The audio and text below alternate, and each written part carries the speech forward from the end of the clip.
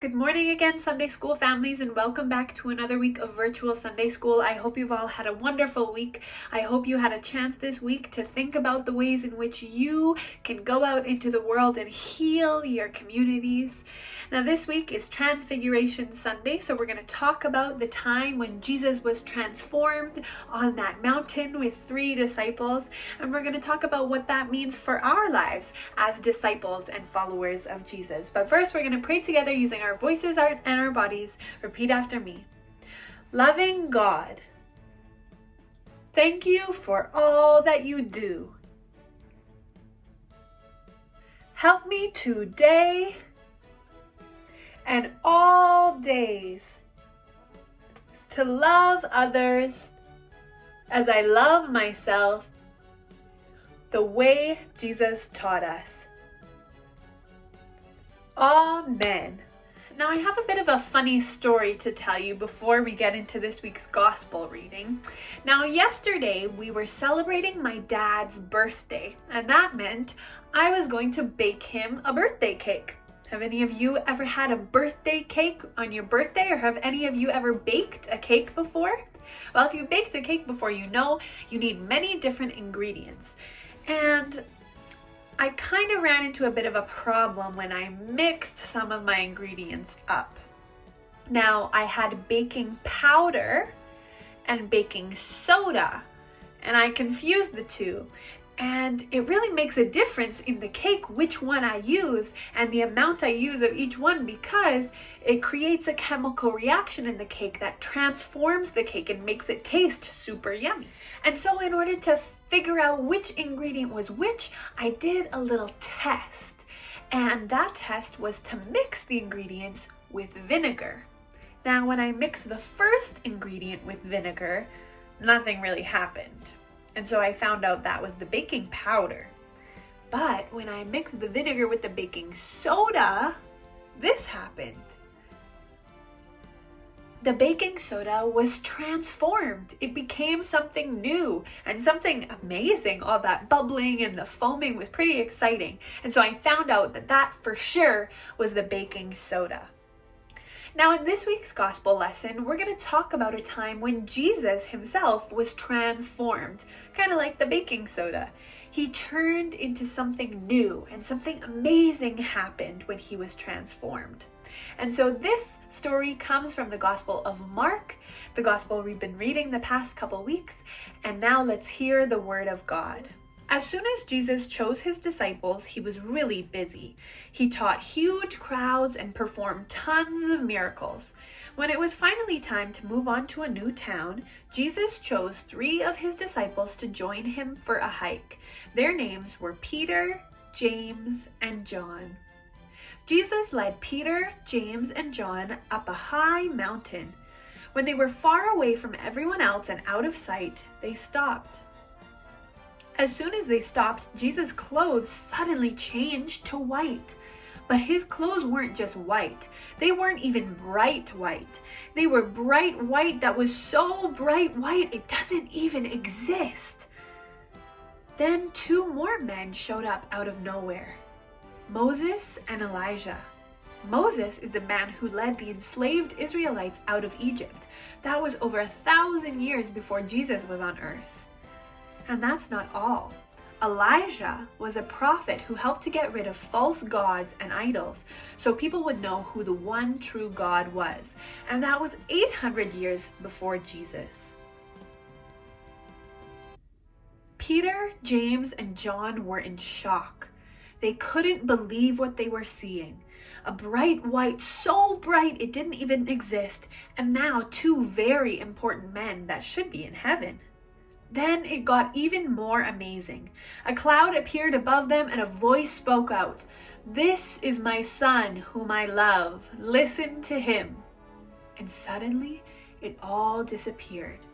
No cloud, no Moses, no Elijah, just Jesus on a hike with Peter, James, and John, slowly walking back down the mountain.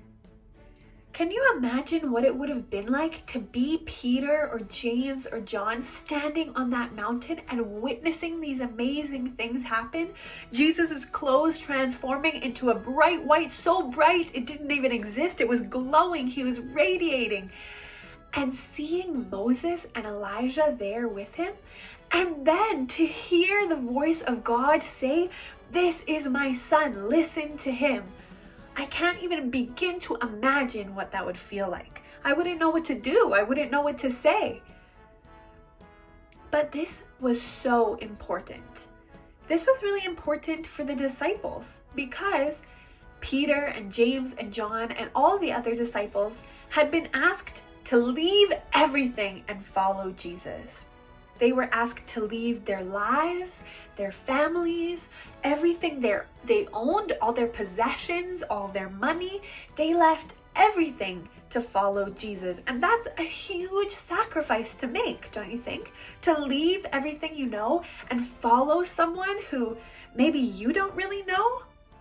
Well, this was a time when the disciples came to know for sure who Jesus was and know for sure that they were following the right person. The same way I knew for sure when I mixed vinegar with the baking soda that I was using the right ingredient.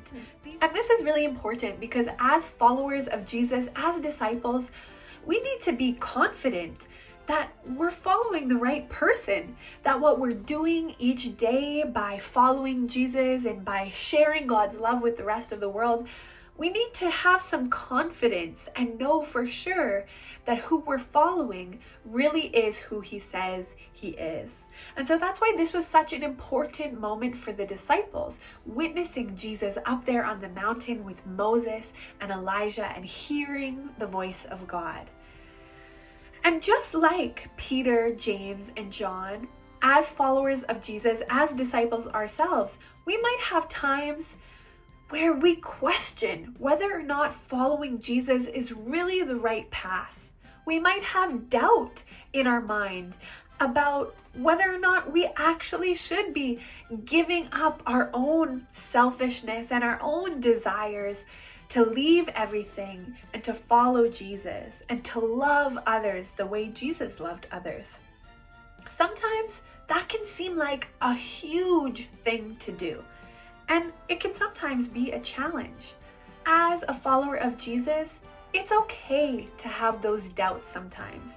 It's okay to ask those questions. In fact, it's probably good that you're asking those questions because it shows that you're thinking. You're a thinking follower. You're a thinking Christian, and you're not just following blindly. You're asking questions about who really is Jesus, and is Jesus really who he says he is?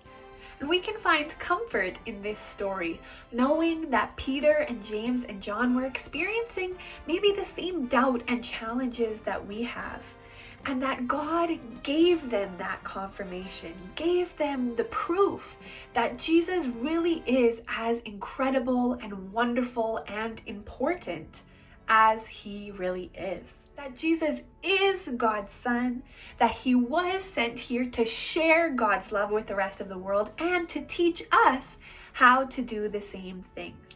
Now, we probably won't have the opportunity in our lifetime to hear God's voice out loud the same way Peter and James and John did.